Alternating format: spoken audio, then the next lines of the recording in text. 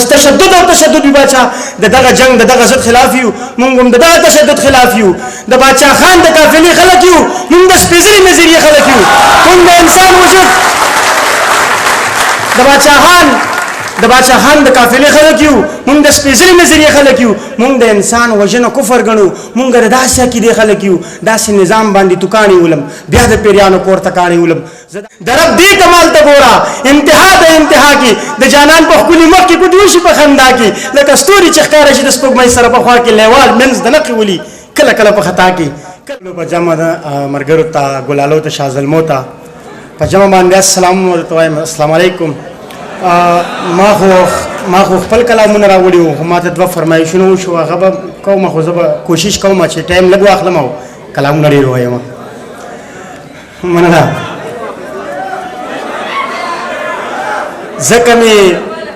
ځکه مې فکر په جذبو کې ګرځي ستا تصور مې په لیمو کې ګرځي ای چغې به ډېرې نه وخود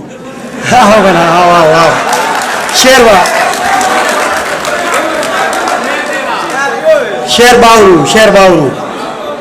ستا تصور مې په لیمو کې ګرځي دلته د ورځې په رڼا کې راځه هغه خو غله وي چې په شپو کې ګرځي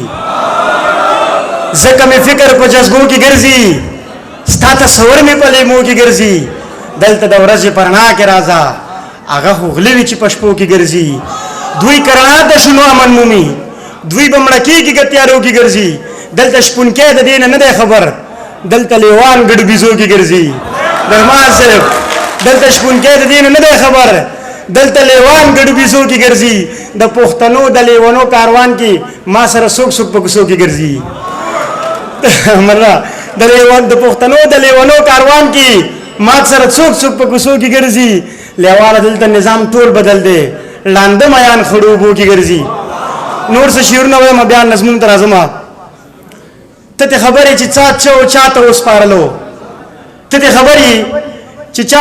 چاته وسپارلو جایداد زما خو یو چا بل چاته وسپارلو ډاکټر صاحب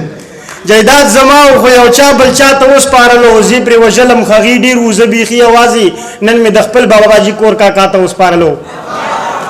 زی پر وجلم خغی ډیر وزه بیخي اوازي نن مې د خپل بابا جی کور کاکا ته وسپارلو هغه ماشوم نن بلا مسلمانان راته او هغه وبو کې چې یو مور الله ته وسپارلو هغه ماشوم نن بلا مسلمانان راته او هغه وبو کې چې یو مور الله ته وسپارلو مونږ په ګرم کې د هر شهید پوښتنه کړې چې کله بیا ته شونو بیا ته وسپارلو مونږ په ګرم کې د هر شهید پوښتنه کړې چې کله بیا ته شونو بیا ته وسپارلو لیواله نور مونږ سره څو د ژوندون په وړاندې دغه یو ځانو دا مخم اشنا ته وسپارلو د یو کې نه زمونږ اجي نظر سے یو فرمایش کړی چې دغه د مور والا نظم وایم زه به کوشش کوم چې هغه ووایم بیا به د ملګرو فرمایش وکړم تا ته یاد شي تا به سویل غوږ مې ونیسي کیسې ته درمان صاحب داسې د مور سره ناست وم په برکت باندې څو ځل تاسو ته ما ویلي د هغې بیا هغه اساسات هم ډېر سات ماحول نه شم ویلی خو دغه شي نظم ټولو میندو ته ډالۍ وي زما د طرف نه په پښتنه مینه باندې تا ته یاد شي تا به سویل غوږ مې ونیسه کیسې ته په سلام یم مورجانې ستا دې دنګې حوصلې ته تا زما په ماشومتوب کې څه خوندونه را پیدا کړل لږ صحت کې به دې ګوره ستوري څو ځایه جدا کړل دا چې ښکاري کل جهان کې دغه ستوري په اسمان کې دا چې مونږ ته په خندا دی یو دغه دی یو دا دی دا دوه ستوري چې ښکاري یو بیبی دی یو بابا دی دا دوه ستوري چې ښکاري یو بیبی دی یو بابا دی دا څلور چې په قطار دي دا څلور خواږه یاران دي دغه نور چې په قطار دي یو جنت ته نور ګلان دي دغه ګڼ ستوري چې ښکاري دا هماغه شهیدان دي په پردي جنګ کې مړه شوي پښتانه دي یتیمان دي دغه یو په پردي جنګ کې مړه شوي پښتانه دي یتیمان دي دغه یو ستوری اولاد دی د دنیا د تماشې ته غوږ مې ونیسه کیسې ته دغه یو ستوري ته ګوره دغه څه بلا اوتر دی دغه بل ستوري ته ګوره دا د چا نه مرور دی دغه بل ته د ورپام دی دا د چا سترګې په لار دی دغه بل ستوري ته ګوره دا د چا په انتظار دی دغه نور ته چې ځلیږي دغه نور ته چې ځلیږي د یو بل سره خندېږي دي ته څه بلا سکون دی یو لیلا دی یو مجنون دی دغه نور ته چې په ځان دي دا خو بالکل ستا په شان دي دا کمال د ذوالجلال دی دا خو خوبه خو لیوال دی د دې یو په مخ کې کوتي د دې یو په زنه خال دی د دیو پتندیو ګوره د سرو زرو ټیکې ته غوږ مې ونیسه کیسې ته غوږ مې ونیسه کیسې ته اوس د شکنه زویه نازولی ستوری ته یي د سپوږمۍ سره په خوا کې دغه ښکلی ستوری ته یي دغه غلی چې اوده دی دغه غلی ستوری ته یي ویم چې ژوند ترېنه لوګی کملی والی یوې شپې ته غوږ مې ونیسه کیسې ته په سلام یم مورجانې ستا د دنګې حوصلې ته په سلام یم مورجانې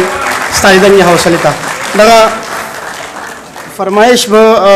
کوشش کوم چې وکړم د لیونو وطنه څه خاور ویرو وخوړې څه واکدارانو وخوړې او څه اوبه وخوړې د پښتنو وطنه څه خاور ویرو وخوړې څه واکدارانو وخوړې او څه اوبه وخوړې چې د نظره شوې که څنګه امتحان کې ګیرې لا د جنګونو نه خلاص نه وي زلزلو وخوړې چې د نظره شوې که څنګه امتحان کې ګیرې لا د جنګونو نه خلاص نه وي زلزلو وخوړې تا سره هېڅ د خپل ځان د خلاصي نه وکنه ملنګ خان درته څه نه ویل خوسپو وخوړې تا سره هېڅ د خپل ځان د خلاصي نه وکنه ملنګ خان درته څه نه ویل خوسپو وخوړې هغې مالداره شو زمونږ کره نه راځي اوس زمونږ ښایسته ښکلې رشتې وي خو پیسو وخوړې هغوی مالداره شو زمونږ کره نه راځي اوس زمونږ ښایسته ښکلې رشتې وي خو پیسو وخوړې دغه نظم به درته ووایم دغه خپل شعرونه به شاته کړم چې یو مالک د زندګۍ شته